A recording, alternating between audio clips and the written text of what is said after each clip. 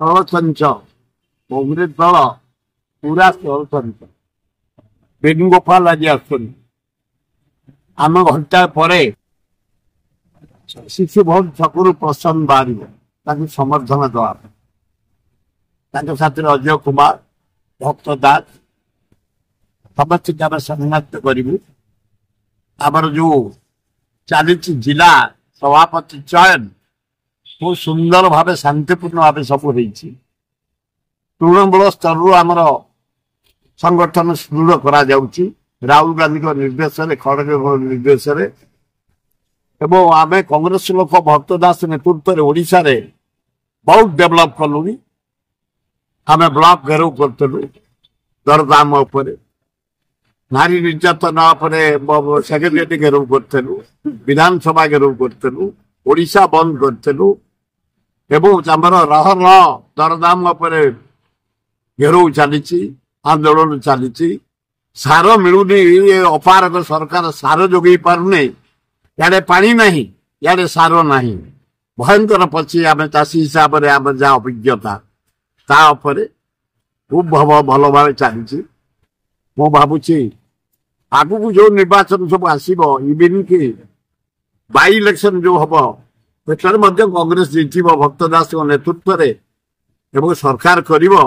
Rahul Gandhi prime minister ହେବେ। ଯେମିତି ଇଣ୍ଡିଆରେ ବୁଲି ଭୋଟ ଚୋରି, ଦରଦାମ, ନାରୀ ନିର୍ଯାତନା, ଦରଦାମ ଉପରେ ଚିତ୍କାର କରିବା ଦ୍ୱାରା ଜିଏସଟି କଟିଲା।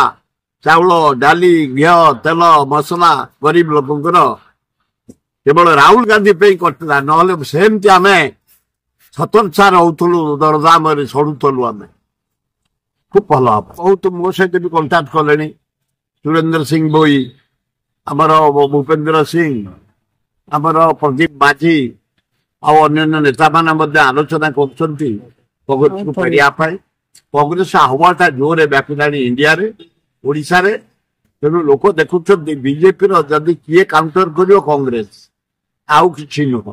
ତେଣୁ କଂଗ୍ରେସ ଆଡେ ମୁହାଁଇଲେଣି, ସଂଗଠନ ଆମର ସୁଦୃଢ଼ ହେଲାଣି। ବେଣୁଗୋପାଳ ଆଜି ଚାଲିଗଲା ପରେ ଆହୁରି ଜୋରରେ ସଂଗଠନ ସୁଦୃଢ଼ ହବ। ସେ ଆସିଛନ୍ତି ଆମମାନଙ୍କୁ ସଂଗଠିତ କରିବା ପାଇଁ। ତୃଣମୂଳ ସଂଗଠନ ସୁଦୃଢ଼ ହବ, ପରାମର୍ଶ ହବା କଥା କହିପାରିବିନି। ତାଙ୍କ ଦଳ କଥା, ତାଙ୍କର ଯେତିକି ଯାଉଛନ୍ତି ତିନି ସେତିକି ପଶୁଛନ୍ତି। ତାଙ୍କର ନବୀନ ନିବାସରେ ପରଦିନ ବହୁତ ଯୁବକ ଯୁବତୀ ନୂଆ ପଶୁଛନ୍ତି। ଯୋଉ ଯୋଉ ଅଞ୍ଚଳରୁ ଯାଜପୁର ଇଆଡୁ ଚାଲି ଯାଇଥିଲେ କିଛି ଲୋକ ତାଙ୍କର ବି ପଶିଲେ ବବି ନେତୃତ୍ୱରେ। କିଛି ଲୋକ କଂଗ୍ରେସ ଆଡେ ମୁହାଁଇଲେଣି କଂଗ୍ରେସରେ ରହିବା ପାଇଁ। ତେଣୁକରି ଗୋଟେ ଏଇନା ରାଜନୀତି ବାତାବରଣ ଭାରି ସରଗରମ। ଖୁବ ଭଲ ହବ କମିଂ ଇଲେକ୍ସନରେ କଂଗ୍ରେସ।